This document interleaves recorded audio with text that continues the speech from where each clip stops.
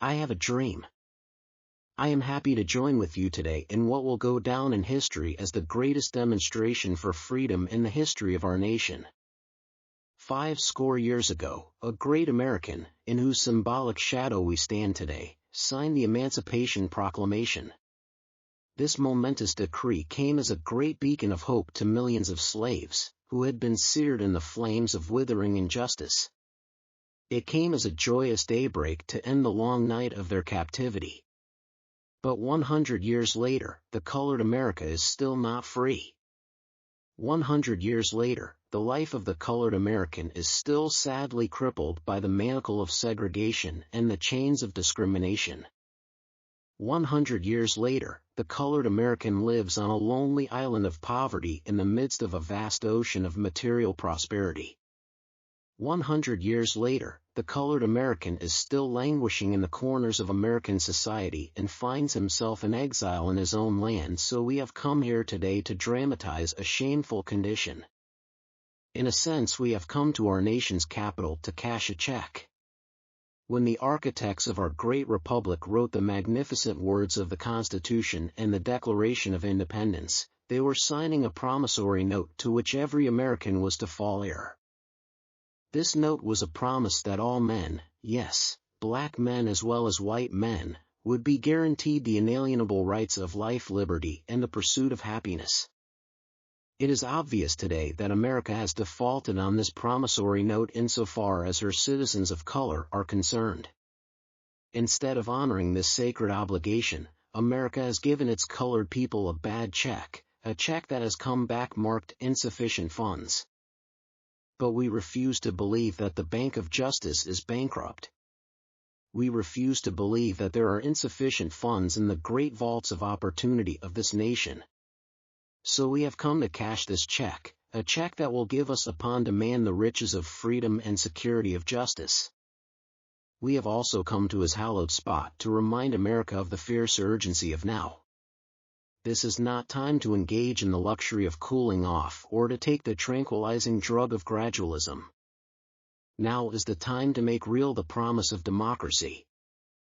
Now is the time to rise from the dark and desolate valley of segregation to the sunlit path of racial justice. Now is the time to lift our nation from the quicksand of racial injustice to the solid rock of brotherhood.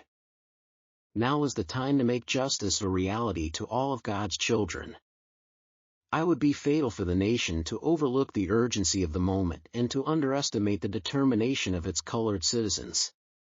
This sweltering summer of the colored people's legitimate discontent will not pass until there is an invigorating autumn of freedom and equality. 1963 is not an end but a beginning. Those who hope that the colored Americans needed to blow off steam and will now be content will have a rude awakening if the nation returns to business as usual. There will be neither rest nor tranquility in America until the colored citizen is granted his citizenship rights. The whirlwinds of revolt will continue to shake the foundations of our nation until the bright day of justice emerges.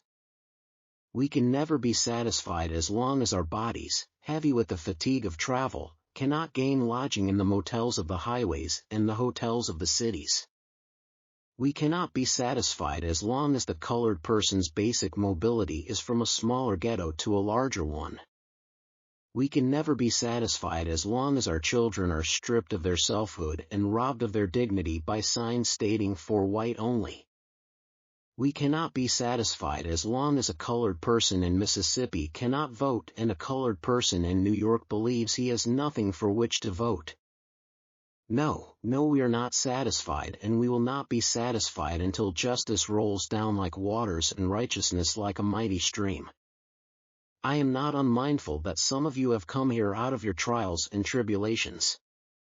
Some of you have come from areas where your quest for freedom left you battered by storms of persecutions and staggered by the winds of police brutality. You have been the veterans of creative suffering. Continue to work with the faith that unearned suffering is redemptive. Go back to Mississippi, go back to Alabama, go back to South Carolina, go back to Georgia, go back to Louisiana, go back to the slums and ghettos of our modern cities, knowing that somehow this situation can and will be changed. let us not wallow in the valley of despair. I say to you, my friends, we have the difficulties of today and tomorrow. I still have a dream. It is a dream deeply rooted in the American dream. I have a dream that one day this nation will rise up and live out the true meaning of its creed. We hold these truths to be self-evident that all men are created equal. I have a dream that one day out in the red hills of Georgia the sons of former slaves and the sons of former slave owners will be able to sit down together at the table of brotherhood.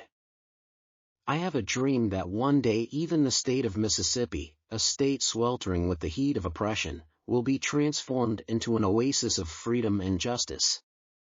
I have a dream that my 4 little children will one day live in a nation where they will not be judged by the color of their skin but by their character. I have a dream today. I have a dream that one day down in Alabama, with its vicious racists, with its governor having his lips dripping with the words of interposition and nullification, that one day right down in Alabama little black boys and black girls will be able to join hands with little white boys and white girls as sisters and brothers. I have a dream today. I have a dream that one day every valley shall be engulfed, every hill shall be exalted and every mountain shall be made low, the rough places will be made plains and the crooked places will be made straight and the glory of the Lord shall be revealed and all flesh shall see it together. This is our hope. This is the faith that I will go back to the South with. With this faith we will be able to hew out of the mountain of despair a stone of hope. With this faith we will be able to transform the jangling discords of our nation into a beautiful symphony of brotherhood. With this faith we will be able to work together, to pray together, to struggle together, to go to jail together, to climb up for freedom together, knowing that we will be free one day. This will be the day when all of God's children will be able to sing with new meaning, my country 'tis of thee, sweet land of liberty, of thee I sing. Land where my fathers died, land of the pilgrim's pride, from every mountainside, let freedom ring. And if America is to be a great nation, this must become true. So let freedom ring from the hilltops of New Hampshire. Let freedom ring from the mighty mountains of New York. Let freedom ring from the heightening Alleghenies of Pennsylvania. Let freedom ring from the snow-capped Rockies of Colorado. Let freedom ring from the curvaceous slopes of California. But not only that, let freedom ring from Stone Mountain of Georgia. Let freedom ring from every hill and molehill of Mississippi and every mountainside. When we let freedom ring, when we let it ring from every tenement and every hamlet, from every state and every city, we will be able to speed up that day when all of God's children, black men and white men, Jews and Gentiles, Protestants and Catholics, will be able to join hands and sing in the words of the old spiritual, free at last, free at last. Thank God Almighty, we are free at last.